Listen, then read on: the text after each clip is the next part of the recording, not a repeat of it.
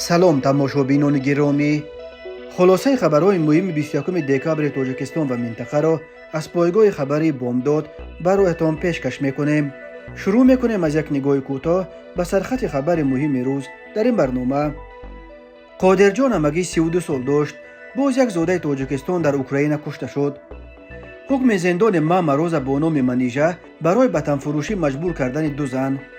طبیبان نوسیبیرسک ملکه 4 ماه از تاجیکستان را از مرگ نجات دادند. از جای کار دو کوچروب تاجیک در مسکو بیش از 9 کیلو هیروئین پیدا کردند.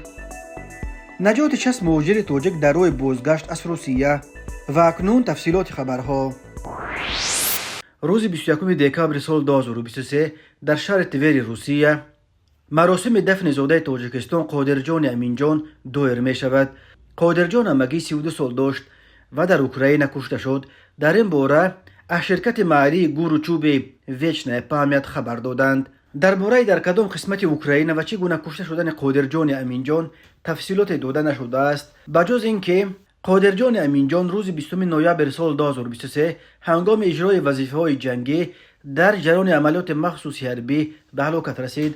مقامات و مطبوعات روسیه جنگ ضد اوکراین را با وجود ده‌ها هزار کشته و صدها هزار زخمیش تا حال سرسختانه عملیات مخصوص حربی نام میبرند. مراسم وداع با قادرجان امینجان و نماز جنازه او صبح 21 دکبر ساعت 2:00 دقیقه در مسجد جامع تویر برگزار می شود. مراسم ماتم و دفن این زاده تاجیکستان ساعت 11:15 دقیقه در قبرستان دمیتر و چرکاسی دایر می شود. گفته می شود که قادرجان امینجان را با رعایت قاعده های دفن افسران و سربازان از جمله با میتینگ خیربادی و شلیک‌زنی به خاک می سپارند. بنا به اطلاع رسانه های ولایت تویر، تنها طی 2 روز اخیر در این ولایت 3 نفر در جنگ ضد اوکراین کشته شده را به خاک می سپارند. قادرجان امینجان 29 ایول سال 1991 در تاجیکستان به دنیا آمده است. او قبلا در پایگاه حربی 201 روسیه در تاجیکستان خدمت میکرد و چند سال پیش همراه اهل خانواده‌اش به روسیه کوچید و در تویر مقیم شد. در پی شروع جنگ روسیه به ضد اوکراین، قادرجان امیرجان را نیز به منطقه عملیات جنگی سفربر کردند. از آغاز جنگ ضد اوکراین در این جنگ الکی 3 زاده تاجیکستان که در ولایت تویر به سر میبردند کشته شدند. قبل از قادرجان امینجان در اوکراین، پراپورشک ارشد کاملجان اورتیقوف و سترشنا سرگئی پاناماریوف جان خود را از دست دادند. اورتیقوف و پاناماریوف نیز قبلا در پایگاه 201 روسیه در تاجیکستان خدمت میکردند و یگان 10 سال قبل به تویر کوچیده بودند. روسیه 24 فوریه سال 2022 با بهانه گویا حمایت از اهالی روزبان دنباس به اوکراین حمله کرد. طی 21 ماه گذشته از آغاز این جنگ که مقامات روسیه آن را همچنان سرسختانه نه جنگ بلکه عملیات مخصوص حربی نام میبرند، از هر دو طرف 10,000 نفر کشته شده، تقریبا 5 میلیون آدم زخمی شدند. دادگاه شهر خوجند منیژه نعمت الله ساکن 21 ساله جماعت به نام ددبای خولمت و نویه باباجان غفوروف ساکن موقتی مرکز ولایت سوغد را با جرم به ترکیه بردن و در آنجا وطن فروشی وادار کردن 2 جوانزن شهروند تاجیکستان به 8 سال و 6 ماه زندان محکوم کرد.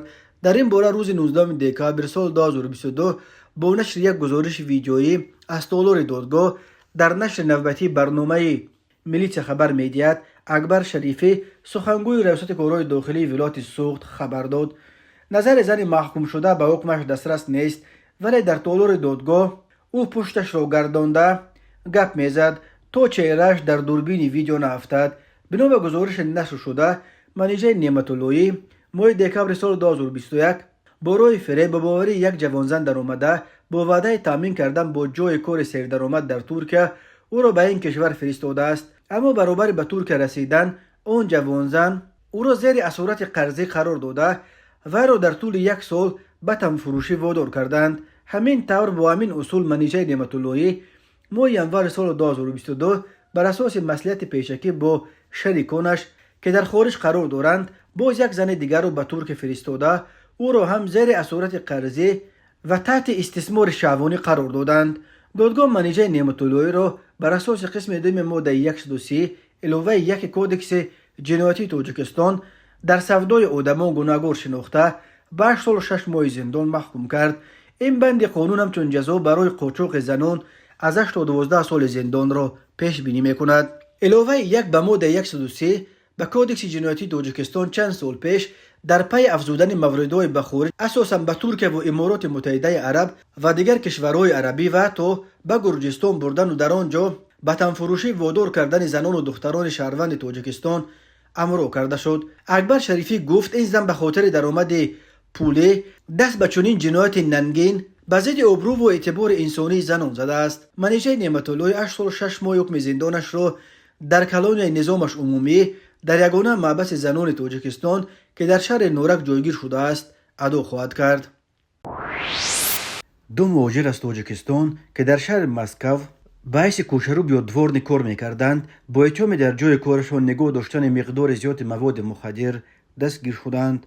نشریه مسکوفسکی کامسомольская امکا روز 21 دکامبر سال 2023 خبر داد که این دو نفر را یک روز قبل یعنی 20 دکامبر در کوچه چهارم میاکنینا واقع در ساحل دریای مسکو در شمال و غرب شهر مسکو دستگیر کردند. بنا به اطلاع منابع امکا دستگیر شده و 35 و 37 سال داشته در یکی از کارخانه‌های محصول روبوچین کوچه‌های این منطقه پایتخت روسیه کار می‌کردند و مواد مخدر را در جای کار خود در بین وسایل کاریشان پنهان کرده بودند. کارمندان مقامات از انباری که این دو کوچروب در آنجا وسایل کاری خود را نگاه می‌داشتند 8 خلطه لتگیر را با هیروئین پیدا کردند. وزن عمومی مواد مخدر یافت شده 9 کیلو و 400 گرم بوده است. در رابطه با این حادثه پرونده جنایتی گشودند. خبر داده است امکا با تکیه به منابعش.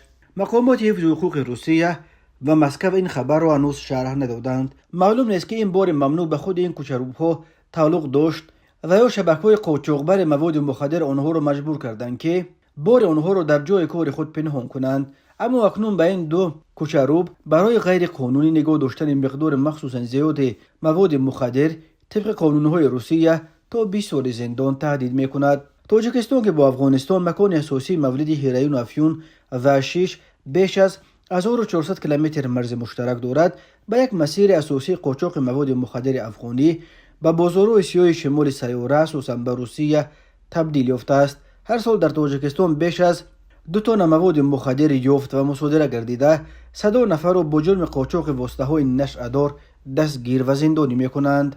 از بیش از 7000 زاده تاجیکستان که در محبوس‌های روسیه ادای حکم می‌کنند، نیز تقریباً 2000 نفرش برای جنایت‌های مربوط به قاچاق و فروش مواد مخدر محکوم شدند. تماشابینان عزیز، یادآور می‌شویم خلاصه مهمترین اخبار تاجیکستان را از پایگاه خبری بامداد تماشا دارید. برنامه را ادامه می‌دهیم. مرکز ملی طبی و تحقیقاتی به نام اکادمیک میشالکین وزارت تندرستی روسیه که در شهر نوسیبیرسک فعالیت می‌کند روز 21 دکامبر سال 2023 خبر داد که طبیبان این مرکز توانستند یک طفل 4 ماه از تاجیکستان را که مادرزاد بیماری نادر قلب داشت و به بالای این به کرونا ویروس گرفتار شده بود از مرگ نجات دادند. گفته می شود که این طفل تاجیک را با کمک جراحی اندوواسکولیاری نجات دادند. طبیبان خود این را که با چنین بیماری مرکب قلب ملکه تا 4 ماهگی زنده مانده است از شرافت نیروی بدن این طفل و یک حادثه خیلی نادر می شمارند.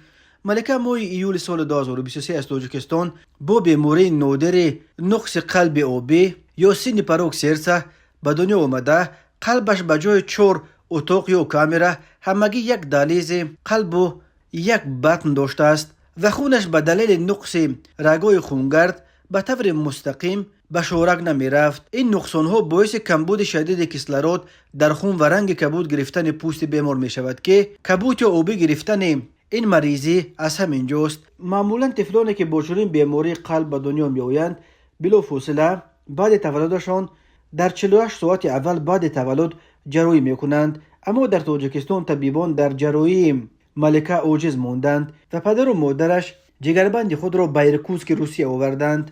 ملکه را در اینجا در بیمارخانه خوابانده بیماریش را مشخص کردند. به بالا این معلوم شد که ملکه باز گرفتار کرونا ویروس شده است. او را برای جراحی فوری همراه مادرش از ایرکوتسک با هواپیما به نوسیبیرسک به مرکز به نام اکادمیک میشالکین فرستادند.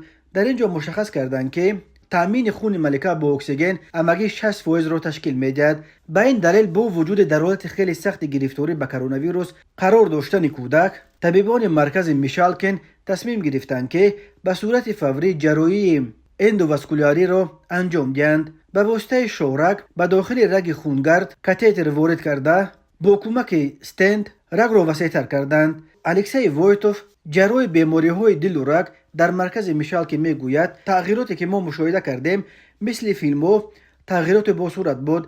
در پیش چشم ما سیمای کودک رنگ گلابی گرفت. سطح تامین خونش با اکسیژن تا به 90% رسید که برای چنین بیماران نشان دهنده الکی خوب است. بعد چند روز جراحی ملکه را برای تبابت کرونا ویروسش به بیماری‌های سرایتی نوسبیس گذرانیدند و حالا برای تشخیص دوباره باز به مرکز میشالکن آوردند. ملکه در اینجا تحت نظارت معاینه طبیبان تا نخستین سال نو در زندگی خود را پیشواز خواهد گرفت.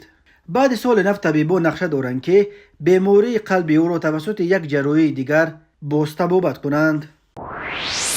کارمندان پلیس ولایت قرغنده در قسمت مرکزی قزاقستان شب 20 دکامبر سال 2023 در شورای اکاترینبورگ الماتا از یک اتوبوس شکسته 60 شهروند تاجیکستان را که از شهر اکاترینبورگ روسیه به وطن برمیگشتند نجات دادند. در این باره در کانالش در یوتیوب پلیس کایزت سامانه رسمی پلیس قزاقستان خبر داد. بنا به اطلاع این نیوز شب 19 به 20 دکامبر دو افسر بتالون پلیس روی ولایت قرغنده سیرک ارماکو و سلامت قابلغوزی در شورای اکاترینبورگ الماتا نوبرداری میکردند. ساعت 1 شب به آنها خبر رسید که در کیلومتر 690 یک اتوبوس مسافرکش ویران شده است. کارمندان پلیس الکی بعد 10 دقیقه به جای حادثه رسیدند. بعد چند لحظه گروه دوم کارمندان پلیس رسلان قاسمبکوف و امانبای تولجان نیز به آنجا آمدند. سیرک ارماکوف در شهر این حادثه گفت معلوم شد که این اتوبوس با 2 راننده و 60 مسافر که همه شهروندان تاجیکستان بودند از روسیه به طرف جنوب می رفته است، ولی در قطعه روی بین شهرک اوقشتاو و شهر بلخش تیر عقب اتوبوس شکسته است و اتوبوس دیگر حرکت کرده نتوانست. خوشبختانه محرک ماشین کار میکرد و از این رو داخل اتوبوس گرم بود، ولی سوزشواری اتوبوس دیر یا زود تمام شد. از این رو ما تصمیم گرفتیم که همه خارجی ها را از اینجا به نزدیکترین نقطه اهالی نشین شهر بلخش انتقال دهیم. البته انتقال 60 نفر کار آسان نبود. کارمندان پلیس ماشین‌های راهگذر چه بارکش و چه سبکرو را منع کرده به رانندگان وضعیت را میفهماندند و خواهش میکردند که یگان نفر را تا بلخش برسانند. کارمندان پلیس میگویند یگان کسی خواهش آنها را رد نکرد. وقتی در راه 25 مسافر دیگر باقی مانده بود، یک اتوبوسی که به طرف الماتا میرفت منع کرده همه این مسافران را گرفت. کارمندان پلیس این اتوبوس را تا شهر بلخش همراهی کردند و در این شهر واقع در ساحل کول بلخش و در تقریبا 380 کیلومتری قرغنده همه 60 مهاجر تاجیک را در کهوه‌خانه جمع آوردند. در این کهوه‌خانه آنها را با غذا و جای خوب تامین کردند و دیگر به حیات و سلامتی آنها خطری تهدید نمی‌کرد. گفته می‌شود که مهاجران تاجیک برای این کمک برای کارمندان پلیس قزاقستان اظهار سپاس کردند. در روزهای آخر که در روسیه و آسیای مرکزی هوای سرد قارت و نوک‌فرماست، این علاقه دست کم چهارمین حادثه در نیم راه به علت شکستن اتوبوس‌هایشان در ماندن مهاجران تاجیک است. این حادثه اخیر در نیم راه به مشکلات دچار شدن مهاجران تاجیک در حالی است که این شب و روزهای اوج موسم از روسیه برگشتن مهاجران کاری است که به سبب گران بودن نرخ چپتای هواپیما هزاران نفر از مهاجران مجبورند که با نقلیات زمینی به وطن برگردند. صاحبکار دست بخیر تاجیک رهبر شرکت ساختمانی سرمنزل حاجی محمود جان مرادوف که با یاری‌های خیریه‌اش به مردم نام برآورده است، اخیراً به ساکنان شهر و نویه‌های ولایت ختلان 113 تن محصولات مورد نیاز اول از قبیل آرد، شکر و روغن، بیش از 300 کیلو گوشت و با مبلغ عمومی زیاده از 1,070,000 سومانی کمک رسانیده است. در این باره روز 20 دکامبر سال 2023 خبرگزاری خاور معلومات حکومت ولایت ختلان خبر داد. از جمله حاجی محمود جان مرادوف در شهر کولوب به بیش از 1740 نفر با مقصد بهداشت وضع اجتماعی کمک و تحفه رسانیده است. گفته می شود به نیازمندان پیران و برجامانده، تربیتگیرندگان مؤسسه‌های اجتماعی توانبخشی، مکتب اینترنت‌ها، کارمندان خدمت رسانی کمونالی و خدمتچیان حربی در شهر کولوب اشیاء ضروری و محصولات خوراکواری از قبیل آرد و شکر و روغن دسترس شده است. از جمله به کارمندان مؤسسه دولتی خواجگی کمونالی که در آبادی و خرمگردانی شهر کولوب به طور شبانه روزی فعالیت می‌نمایند، محصولات مورد نیاز اول از جمله آرد، روغن و شکر دسترس گردیده. حاج محمود جان با عیادت کودکان و نورسان در شعبه بچگانه طبابتی پروفیلاکتیکی شهر کولوب که به حمایت و طبابت کودکان از بیماری سیل نگرانیده شده است، چون تدبیر بهداشتی دسترخوان راست. چون این دسترخوان از حساب این صاحبکار دست بخیر همچنین در مکتب اینترنت جمهوریوی کودکان یتیم شهر کولوب و مکتب اینترنت یک یاری رسان شهر آراسته شد. حاج محمود جان مراد و وکیل مجلس شهر دوشنبه و رهبر شرکت ساختمان سرمنزل با عملهای خیر خود نام برآورده است. از جمله در هر عید رمضان و قربان و عیدهای دیگر برای دستپروران یتیمخانه و طفلان معیوب سربازان دسترخوان‌های عیدانه تشکیل کرده برای عائله‌های نیازمند کمک‌های خیریه جدا می‌کند. حاج محمود جان مراد و همین طور در سالهای آخر تقریباً به 20 عائله نیازمند خانه و در تحفه کرده است. به گفته شاهدان حالا هر روز 10 نفر نیازمند با امید در نزد کارخانه حاج محمود جان مرادوف در شهر دوشنبه جمع می‌شوند و این صاحبکار دست بخیر کوشش می‌کند تا یگان کس از در او ناامید نرود. تماشابینان عزیز و گرامی، این بود مرور به خلاصه چند خبر مهم امروز تاجیکستان. خبر و گزارش‌های بیشتر از تاجیکستان و درباره تاجیکستان و اطراف آن را در سامانه پایگاه خبری بامداد در این نشانه پیگیری نمایید: www.bamdad.com. خوش باشید.